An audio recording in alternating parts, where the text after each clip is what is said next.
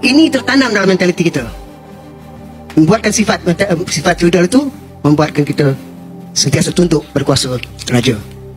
Walaupun orang Melayu paling ramai di sini, negara ini, mereka mempunyai kuasa politik, akan tetapi malangnya mereka sentiasa dalam keadaan seolah-olah ketakutan diancam oleh golongan yang minoriti dalam negara ini. Macam Indonesia dia tak ada keturunan Melayu, dia tak ada keturunan Indonesia, tapi ekonomi dia pun mesti dikonquer oleh Chinese. Kalau Halo Historical, kembali lagi di channel Historical ya. Kali ini saya akan mereaction tentang ketuanan Melayu ya. Jadi ketuanan Melayu itu apa? Ketuanan Melayu itu adalah mungkin kayak semacam feodalisme ya, yang mengagung-agungkan raja gitu. Nah, di sini ada video tentang bahasan atau tema topik yang membahas tentang mental feodalisme ya, yang dibahas oleh Profesor Malaysia itu sendiri. Seperti apa videonya, langsung kita tonton berikut.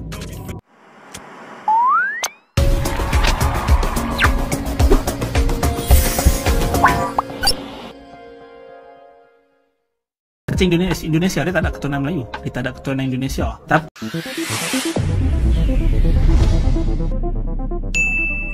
Assalamualaikum warahmatullahi wabarakatuh. Halo, kembali bersama dengan kami di channel ini. Tetap tersenyum dan semoga selalu dilimpahkan rahmat oleh Yang Maha Kuasa. Ya, sebagaimana video kami sebelumnya bahwa Malaysia menjadi salah satu negara yang paling getol berbicara tentang peradaban Melayu dan alam Melayu serta kemelayuannya, dan bahkan memelayukan Indonesia yang terdiri dari berbagai suku, bangsa, adat istiadat dan budayanya.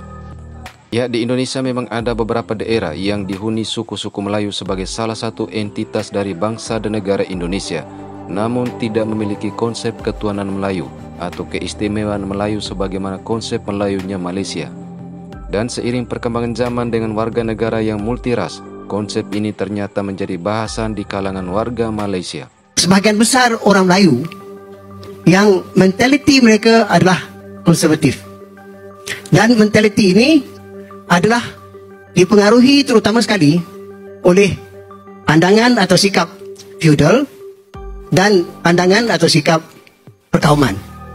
Saya tidak mengatakan semua orang bersifat begitu, tapi sebahagian besar orang Melayu sekarang ini bersifat demikian. Ini tertanam dalam mentaliti kita. Membuatkan sifat feudal itu membuatkan kita sentiasa tunduk berkuasa raja. Tentang perkauman pula, kita dapati bahawa walaupun orang Melayu paling ramai di sini, negara ini, mereka mempunyai kuasa politik, akan tetapi malangnya mereka sentiasa dalam keadaan seolah-olah ketakutan diancam oleh golongan yang minoriti dalam negara ini. Dan oleh kerana itu, mereka kadang-kadang, pemimpin mereka itu kadang-kadang terutama sekali terkapai-kapai untuk mencari jalan macam mana nak memberikan kekuatan pada golongan mereka dan juga kepada diri mereka sendiri.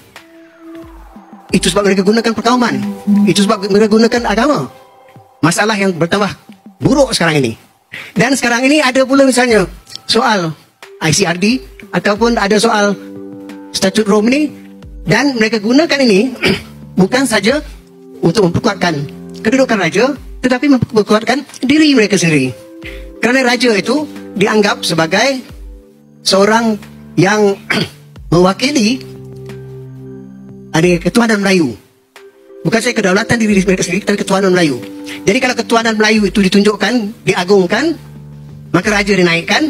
Dengan sendirinya ada golongan Melayu yang perkauman yang suka supaya perkara ini diketengahkan.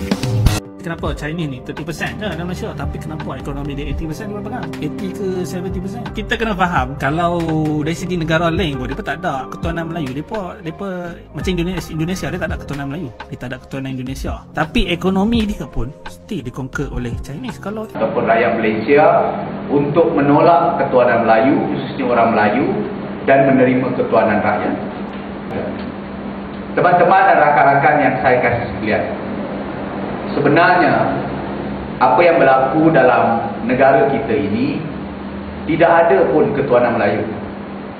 Ada beberapa perkara dalam perlembagaan seperti perkara 153 ataupun perkara 152 yang selalu disebut oleh golongan-golongan politik Melayu yang resis seperti Perkasa dan teman-temannya yang lain.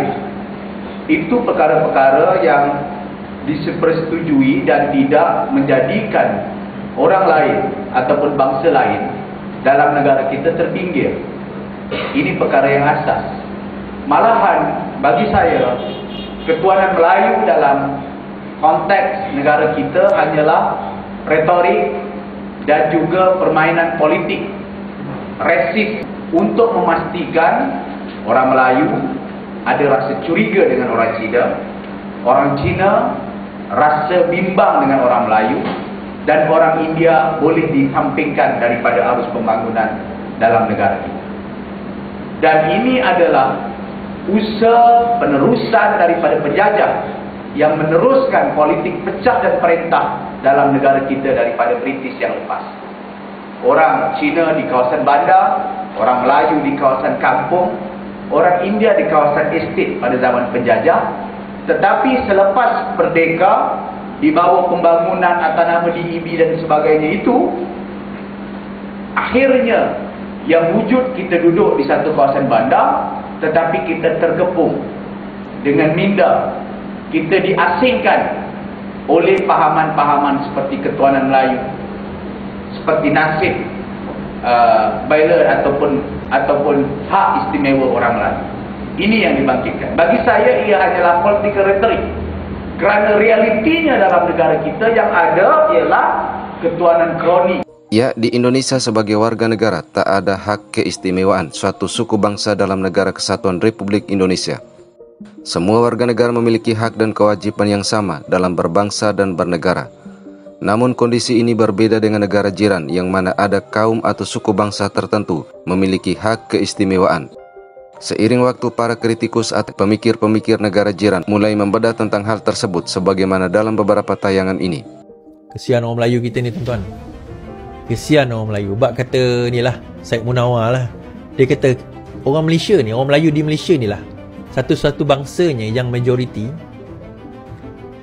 memerintah, dan dalam pemerintahan tu pun majoriti, berkuasa 60 tahun pun majoriti, tak pernah orang lain lagi. Perdana Menterinya orang Melayu, Sultannya orang Melayu, Agungnya orang Melayu, kebanyakan jemaah menterinya orang Melayu. Tetapi Melayu masih merasa mereka tertindas. Melayu masih merasa mereka dipinggirkan. Melayu masih merasa mereka mundur. Nah, tuan-tuan, kalau puluhan tahun mereka memerintah dan menerajui negara ini, 22 tahun campur 22 bulan Mahathir memerintah jadi Perdana Menteri, dia masih bercerita tentang kegagalan orang Melayu. Soalannya, siapa yang gagal? Orang Melayu gagal atau dia yang gagal? Orang Melayu gagal ke atau dia yang gagal sebenarnya? Hakikat sebenarnya, dia yang gagal, tuan-tuan. Hari ini keluar di dalam apa orang kata di Facebook, di Facebook, sorry, bukan Facebook, di dalam DH. Dalam DH, Malaysia jatuh tangga nombor 3. Malaysia jatuh tangga nombor 3, negara yang mempunyai syarikat paling, apa orang kata, bukan syarikat, mempunyai negara yang crony capitalist index. Sejak merdeka sampai sekarang, pemimpin kita orang Melayu. Majoriti yang ada dalam kerajaan pun Melayu. Majoriti rakyat pun Melayu. Perlembagaan berpihak pada Melayu. Hak istimewa Bumi Putra pun luar biasa. Tapi kan, Melayu yang paling miskin. Melayu juga tak menguasai ekonomi. Melayu ketinggalan dalam banyak perkara walaupun negara ini dikatakan negara Melayu. Apa yang sudah berlaku? Oh, atau mungkin hak-hak istimewa untuk orang Melayu ni hanya untuk golongan Melayu elit. Boleh jelaskan pada saya tak? Saya sebut di banyak tempat, satu-satunya negara yang cukup aneh kerana penduduk majoritinya berfikir dan bertindak seperti minoriti. Yang terkinja-kinja di luar sana mendaulatkan hak, pulangkan hak. Hak ini memang sudah termaktub dalam perlembagaan, tetapi terkinja-kinja kita di luar menuntut hak yang memang sudah terbela, seolah-olah kita minoriti. Sedangkan dari puncak istana sampai ke pion pejabat tanah itu tidak pernah bukan Melayu. Dan majoriti yang menduduki kerusi dalam parlimen juga sepanjang 15 episod pilihan raya tidak pernah bukan majoriti Melayu. Ini yang saya dalam konteks media harapkan ada keterbukaan, kerana saya sebut kepada menteri, termasuk kepada Perdana Menteri, keterbukaan ini adalah kunci untuk mencerdaskan audience, sementara kita menantikan pendidikan memakan masa yang bertahun. Tetapi mujadalah itu sudah terangkum di dalam An-Nahl 125 wajadilhum billati ahsan yang gagal kita manfaat. Di Amerika dan kebanyakan negara, selalunya yang buat protes untuk menuntut hak mereka, hak agama mereka dan sebagainya dijalankan oleh golongan minoriti. Tetapi apa yang berlaku di Malaysia sebaliknya. Kaum Melayu sebagai kaum majoriti di negara ini pula yang kerap melakukan protes mempertahankan hak Melayu, hak Islam dan sebagainya. Lebih aneh lagi, berapa banyak pula protes yang dijalankan oleh kaum minoriti Cina dan India untuk menuntut hak kaum dan agama mereka di negara ini. Kalau India, ada sekali waktu Hindraf dulu. Kalau Cina, berapa banyak protes yang kaum Cina buat di negara kita ini untuk memperjuangkan nasib mereka. Pelik sungguh kan? Seolah-olah kaum Melayu yang majoriti inilah dibuli dan diskriminasi sampai kena buat protes panjang masa. Padahal yang memerintah orang Melayu, perlembagaan pun melindungi orang Melayu. Meskipun kuasa di tangan kita, kita masih lagi berbicara tentang hak kita. Rakan-rakan Melayu, saya terimalah hakikat yang kita ni memang bangsa yang lemah. Kita ada pemimpin Melayu daripada dulu sampai sekarang pun tak mampu ubah nasib kita. Ayolah orang Melayu, kita bangkitlah, kita berubahlah. Jadilah kaum majoriti yang betul-betul kuat. Dan bersyukurlah kita yang hidup di Indonesia dengan nilai-nilai Pancasila dan semangat Bhinneka Tunggal Ika yang mengikat semua warga negaranya yang berbeda-beda tetapi tetap satu, yaitu dalam satu nusa, satu bangsa dan satu bahasa, yaitu Indonesia. Oke, seperti itu aja videonya teman-teman, silahkan komen di bawah ya, dan jangan lupa subscribe ya. Jadi kita patut berbangga juga hidup di Indonesia ya, jadi sistemnya demokrasi ya, bukan feodal. Jadi tidak ada sistem ketuanan ya yang seperti memuja-muja raja gitu. Terima kasih, sampai jumpa, bye-bye.